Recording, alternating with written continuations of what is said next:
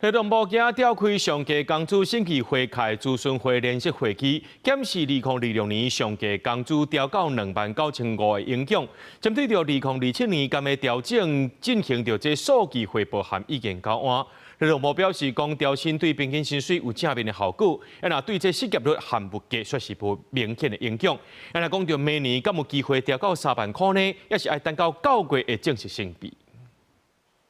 2026年上屆工資月級調整到29500塊，敢有機會在2027年突破3萬，真受關注。勞動部日前召開上屆工資審議會加諮詢會聯席會議，由委員匯報各項關鍵經濟指標，佮檢視了解2026年上屆工資調起了後對失業率、物價水準、受雇員工經常性薪資等指標的影響。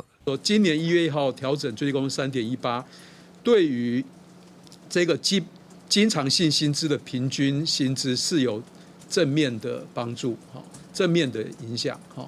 那可是對於失業率，還有 CPI 就物價上漲率，還有時薪制的青年勞工的薪資，基本上是沒有什麼負面的影響。後一年度的上屆薪資具體調整幅度有偌濟？勞動部強調，目前只是交換意見，委員也無特別提出討論。9月才會正式審議。偏過50年的數據來看，除了2021年了後新冠疫情衝擊加地緣效應，調幅只有0.84%，其他逐年調整幅度攏有3%至5%。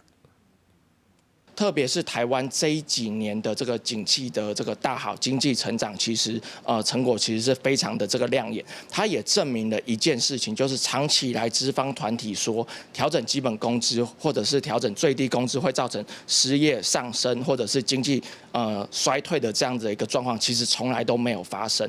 國發會日前也公布6月景氣電號，代表加價的紅燈繼續發光。2026年台灣經濟成長率更加是預估會當達到10.38%。也毋過資方表示，敢若以景氣作為指標，恐驚無夠嚴格。